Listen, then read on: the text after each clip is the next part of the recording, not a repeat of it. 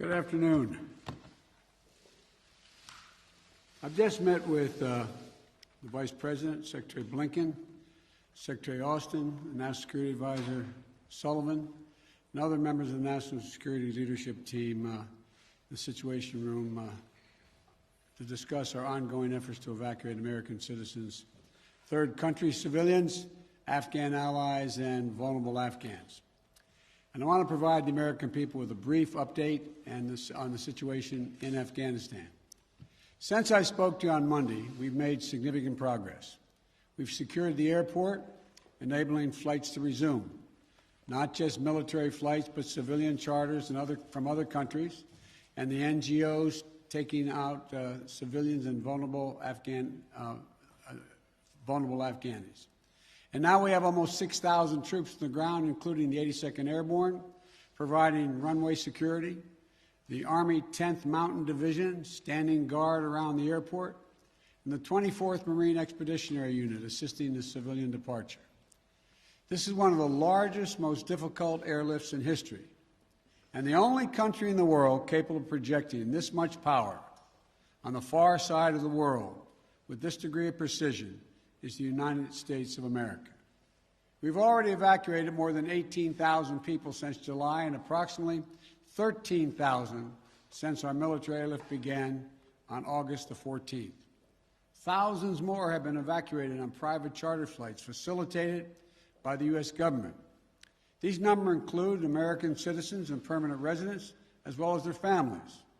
It includes SIV applicants and their families, those Afghans who have worked alongside us, served alongside of us, gone into combat with us, and provided invaluable assistance to us, such as translators and interpreters. The United States stands by its commitment that we've made to these people, and it includes other vulnerable Afghans, such as women leaders and journalists. In fact, working in close coordination with the management of the New York Times, the Washington Post, and the Wall Street Journal, we have successfully evacuated all 204 of their employees in Afghanistan on U.S. military aircraft earlier this week. We've established the flow of flights, and we've increased the number of people we're moving out of the country. We paused flights in Kabul a few hours this morning to make sure we could process the arriving evacuees at their transit points. But our commander in Kabul has already given the order for outbound flights to resume. Even with the pause, we've moved out 5,700 evacuees yesterday, and we're working on a variety to verify that number of the Americans who are still in country as we work on this, because don't have the exact number of people who are Americans who are there, and those who may have come home to the United States. We want to get a strong number as to exactly how many people are there, how many American citizens, and where they are. Just yesterday, among the many Americans we evacuated, there were 169 Americans who we got over the wall into the airport using military assets. We're also facilitating flights for our allies and our partners, and working in close operational coordination with NATO on this evacuation. For example, we provided overwatch for the French convoy bringing hundreds of their people from the French embassy to the airport. These operations are going to continue over the coming days before we complete our drawdown.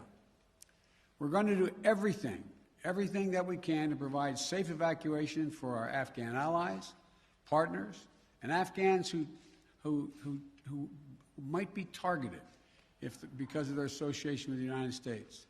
But let me be clear. Any American who wants to come home, we will get you home.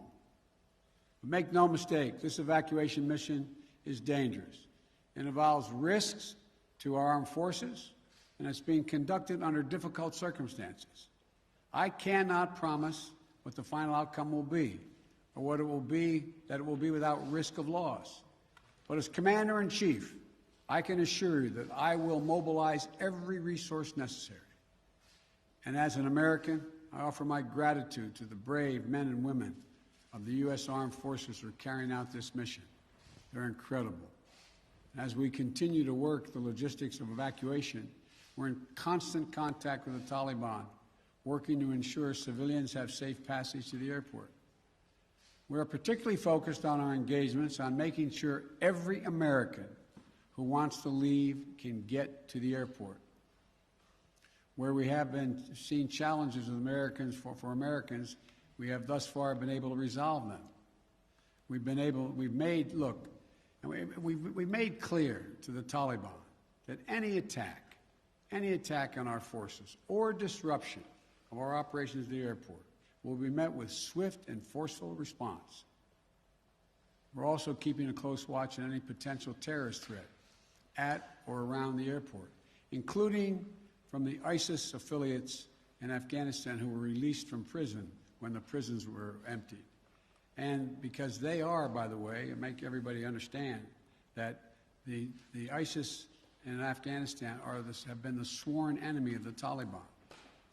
I've said all along, we're going to retain a laser focus on our counterterrorism mission, working in close coordination with our allies and our partners, and all those who have an interest in ensuring stability in the region. Secretary Blinken, who's with me today, met this morning with our NATO allies in consultation about the way forward, so that Afghanistan cannot be used in the future as a terrorist base to attack the United States or our allies. For 20 years, Afghanistan has been a joint effort with our NATO allies. We went in together, and we're leaving together. And now we're working together to bring our people and our Afghan partners to safety. In the past few days, I've also spoken directly with the British Prime Minister, Mr. Johnson, Chancellor Merkel of Germany, and President Macron of France. We all agreed that we should convene, and we will convene, the G7 meeting next week, a group of the world's leading democracies, so that together we can coordinate our mutual approach, our united approach on Afghanistan and moving forward. We are united with our closest partners to execute the mission at hand. We've also discussed the need to work with the international community to provide humanitarian assistance, such as food aid and medical care for refugees who have crossed into neighboring countries to escape the Taliban, and to bring international pressure on the Taliban with respect to the treatment of Afghan people overall, but including Afghan, particularly women and girls. The past week has been heartbreaking. We've seen gut-wrenching images of panicked people acting out of sheer desperation. You know, it's completely understandable. They're frightened, they're sad, uncertain what happens next. I don't think any one of us can see these pictures and not feel that pain on a human level. Now we have a mission to complete in Afghanistan. It's an incredibly difficult and dangerous operation for our military. We have almost 6,000 of America's finest fighting men and women at the Kabul airport. And we're putting their lives on the line, and they're doing it in a dangerous place to save other Americans, our Afghan allies, and citizens of our allies who went in with us. You know, I talk to our commanders on the ground there every single day, as I just did an hour or so ago. And I made it clear to them that we'll get them whatever they need to do the job. They're performing to the highest standard under extraordinarily difficult and dynamic circumstances. Our NATO allies are strongly standing with us, their troops keeping sentry alongside ours in Kabul, as is the case whenever I deploy our troops into harm's way. I take that responsibility seriously. I carry that burden every day, just as I did when I was vice president and my son was deployed to Iraq for a year. There'll be plenty of time to criticize and second guess when this operation is over. But now, I'm focused on getting this job done. I would ask every American to join me in praying for the women and men risking their lives on the ground in the service of our nation. As events evolve over the coming days, my team and I will continue to share the information and update the American people on exactly where things are. We'll use every resource necessary to carry out the mission at hand and bring to safety American citizens and our Afghan allies. This is our focus now. And when this is finished, we will complete our military withdrawal and finally bring to an end 20 years of American military action in Afghanistan. Thank you. May God bless you, our troops, our diplomats, and all those serving in harm's way. And now I'll take questions. AP, Zeke Miller. Thank you, Mr. President. You vowed that your election would usher in an era where the world can count on America to live up to its promises. You promised to leave Afghanistan, but you also promised not to help to bring out those who helped America in its war effort. We've seen these heart-wrenching images at the Kabul airport of people trying to get there, say nothing of the people who can't get to that airport. You made the commitment to get American troops out, to get American citizens out. Will you make the same commitment to those who assisted in the American war effort over the last 20 years, number one? And then number two, what is your message to America's partners around the world who have criticized not the withdrawal, but the conduct of that withdrawal and made them question America's credibility on the world stage? I have seen no question of our credibility from our allies around the world. I've spoken with our NATO allies. We've spoken with NATO allies, the Secretary of State. Our National Security Advisor has been in contact with his counterparts throughout the world and our allies, as has the General, I keep calling him a General, but my Secretary of Defense. The fact of the matter is, I have not seen that. As a matter of fact, the exact opposite I've gotten. The exact opposite thing is we're acting with dispatch. We're acting, committing to what we said we would do. Look, let's put this thing in perspective here. What interest do we have in Afghanistan at this point with al-Qaeda gone? We went to Afghanistan for the express purpose of getting rid of al-Qaeda in Afghanistan, as well as getting Osama bin Laden. And we did. Just imagine if that attack, if bin Laden had decided with al-Qaeda to launch an attack from Yemen, would we ever gone to Afghanistan? Would there ever be any reason we'd be in Afghanistan? Controlled by the Taliban? What is the national interest of the United States in that circumstance? We went and did the mission. You've known my position for a long, long time. It's time to end this war. The estimates of the cost of this war over the last 20 years range from a minimum of $1 trillion to a think tank at one of the universities saying $2 trillion. That's somewhere between $150 million a day and $300 million a day. The threat from terrorism has metastasized. There's a greater danger from ISIS and al-Qaeda and all these affiliates in other countries by far than there is from Afghanistan. And we're going to retain an over-the-horizon capability that if they were to come back to be able to take them out, surgically move. So this is where we should be. This is about America leading the world, and all our allies have agreed with that. And by the way, before I made this decision, I was at the G7 as well as met with our NATO partners. And I told them all, every one of them knew and agreed with the decision I made to jointly end our involvement in Afghanistan. The first part of your question was, I can't remember now. Would you commit to the same commitment? Would you make the same commitment to bring out Afghans who assisted in the war effort? Yes, we're making the same commitment. There's no one more important than bringing American citizens out. I acknowledge that.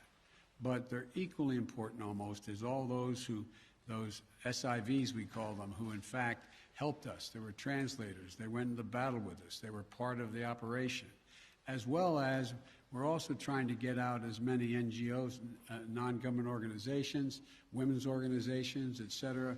We're doing all we can. In the meantime, Secretary Blinken and I am going to be working with our allies to see to it that we can bring international pressure on the Taliban they're looking to gain some legitimacy.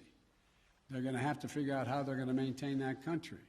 And there's going to be harsh conditions, strong conditions we're going to apply, and it will depend on whether they get help based on whether or not how and well they treat women and girls, how they treat their citizens. So this is just beginning on that score. Are you willing to stay past the 31st to make that happen, to bring all the Americans out, to bring those SIVs out? I think we can get it done by then, but we're going to make that judgment as we go. Now, Justin Sink of Bloomberg. Thank you, Mr. President. You just said that you would keep a laser focus on counterterrorism efforts and that you don't see as great of a threat of terrorism from Afghanistan as other parts of the world. But if you and your administration so badly misassessed how quickly the Taliban would sweep through Afghanistan, and we no longer have an embassy there from which to run intelligence operations, how can you at all be confident of your assessment of the risk of terrorism and the ability of the U.S. to conduct over-the-horizon missions to keep it in check? Can you tell Americans that they're safe and will remain safe from terror attacks in Afghanistan? I think you're comparing apples and oranges. One question was whether or not the Afghan forces we trained up would stay and fight in their own civil war they had going on. No one, I shouldn't say no one, the consensus was that it was highly unlikely that in 11 days they'd collapse and fall and the leader of Afghanistan would flee the country. That's a very different question than whether or not there is the ability to observe whether or not large groups of terrorists begin to accumulate in a particular area in Afghanistan to plot against the United States of America. That's why we retained an over-the-horizon capability to go in and do something about that if that occurs. But in the meantime, we know what's happened around the world. We know what's happening in terms of what's going on in other countries where there is a significant rise of terrorist organizations in the Middle East, in East Africa, and other places. And so the bottom line is we're dealing with those terrorist threats from other parts of the world and failed states without permanent military presence there. We have to do the same in Afghanistan. Sir, just on that initial assessment, we learned over the last 24 hours that there was a dissent cable from the State Department. Sure.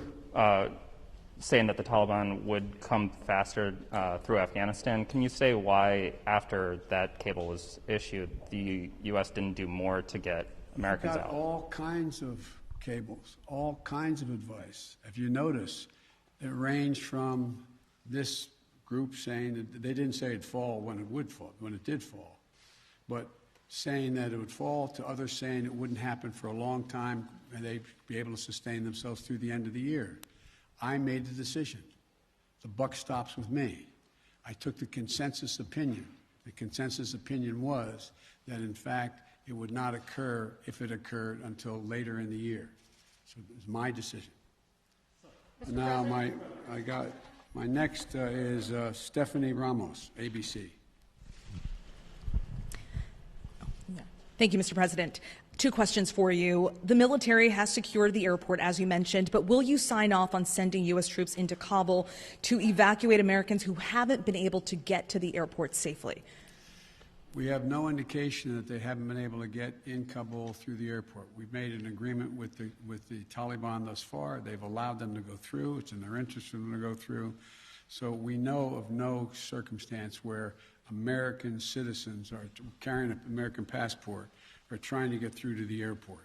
But we will do whatever needs to be done to see to it they get to the airport. And one more, Mr. President. Last month, my colleague Martha Raddatz interviewed Abdul, an interpreter who was on the front lines with U.S. forces in Afghanistan. Overnight, we received a photo of Taliban militants coming to the door of his home, literally hunting him down. Thankfully, he was able to escape, but he is obviously still in mortal danger. What would be your message to Abdul, his wife, and his 3 young daughters?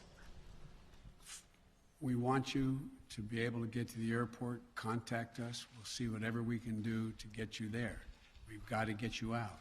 We are committed to deal with you, your wife, and your child to get all 3 of you out of Afghanistan. That's the commitment. Thank you, sir. Meredith Lee of PBS NewsHour. You mentioned just now using every resource available for evacuations. why haven't you ordered the military to expand the security perimeter around the Kabul airport? Do you have any plans to do so, given that will likely require more U.S. troops? And are you considering rescue operations to recover Americans and Afghan allies stuck behind Taliban checkpoints? The answer is yes to the last question. We're considering every opportunity and every means by which we could get folks to the airport.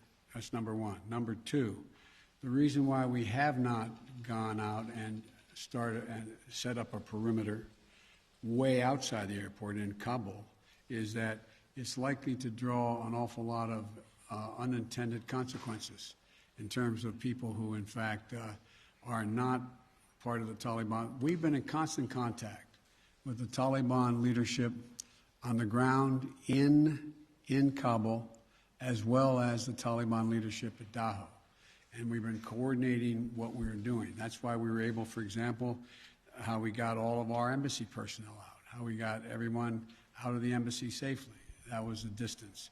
That's how we helped get the French out and out of their embassy. So the question remains, there will be judgments made on the ground by the military commanders at the moment, and I cannot second guess each of those judgments to be made. But the idea of, again, let me get back to the fundamental point I made at the outset. When the decision was made by me that, and it was made some time ago, and I ran 4 presidents saying I wanted to get us out of Afghanistan. One of the things that is a reality is people now say to me and to others, and many of you say it on air, that why did we have to move because no Americans are being attacked? Why did we withdraw those, why did we agree to withdraw 2,500 troops? No Americans are being attacked. As I said before, the reason they weren't being attacked was part of an agreement that Trump had made a year earlier. We will leave by May 1st, he said, as long as there's no attack on Americans in that year period. Number one. Number two, the Taliban was taking large swaths of the countryside, north and south. None of the major areas, none of the major points of the capitals of each of these provinces. But they were all over the country. And the idea that if I had said on May the 2nd or 3rd, we are not leaving, we are staying, does anybody truly believe that I would not have had to put in significantly more American forces, send your sons, your daughters, like my son was sent to Iraq, to maybe die? And for what? For what? So the only rational thing to do, in my view, was to set up and pre-position American forces for the purpose of evacuation, and the aircraft to pre-position those ahead of time so that we would be able to begin the process of evacuation of American citizens, SIVs, and others who helped us. The last point I'll make is this. Look, if we had decided 15 years ago to leave Afghanistan, it would have been really difficult. If we decided 5 years ago, if we continued the war for another decade and tried to leave, there's no way in which you'd be able to leave Afghanistan without there being some of what you're seeing now. But what we've done so far is we've been able to get a large number of Americans out, all our personnel at the embassy out, and so on. And thank God, so far, knock on wood, we're in a different position. Scott Detro. Scott, NPR. Thank you, Mr. President. I just want to follow up on something you said a moment ago. You said that there's no circumstances where American citizens cannot get to the airport. That doesn't really square with the images we're seeing around the airport, with the reporting on the ground from our colleagues who are describing chaos and violence. Are you saying unequivocally that any American who wants to get to the airport is getting there and getting past the security barrier and to the planes where they want to go? I thought the question was, how can they get through to the airport outside the airport? And the answer is, to the best of our knowledge, the Taliban checkpoints, they are letting through people showing American passports. Now, that's a different question when they get in the rush and crowd of all the folks just outside the wall near the airport. That's why we had to, I guess, was it yesterday or the day before, we went over the wall and brought in, how many? 169 Americans. So it is a process to try to figure out how we deal with the mad rush of non-Americans, those who didn't help, those who were not on the priority list, just any Afghan to be able to get out of the country. And so my guess is that no matter what, under what circumstances there's not a whole lot of Afghanis, there's a whole lot of Afghanis that just as soon come to America, whether they're any involvement with the United States in the past at all, rather than stay under Taliban rule or any rule. So what I was saying is that we have an agreement that they will let pass through the checkpoints that the Taliban control, let Americans through. But given this, given the negotiations with the Taliban, the scenes that we're seeing, can you just fully explain why the plan wasn't to go ahead with these evacuations of both Americans and allies before the drawdowns began, before Bagram was closed, looking back several months? Because whether it was now or several months from now, there seems to be a broad consensus that the Taliban would make these gains and these would be needed at some point. Well, yeah, at some point. But the point was that although we were in contact with the Taliban and Doha for this whole period of time, at some point wasn't expected to be the total demise of the Afghan National Force, which was 300 persons. Let's assume the Afghan National Force had continued to fight and they were surrounding Kabul. Be a very different story. Very different story. But the overwhelming consensus was that they were not going to collapse. The Afghan forces, they were not going to leave. They were not going to just abandon and then put down their arms and take off. So that's what happened. Thank you very, very much. Thank you. Why do you continue to trust the Taliban, Mr. President? Why do you continue to trust their pledges, Mr. President?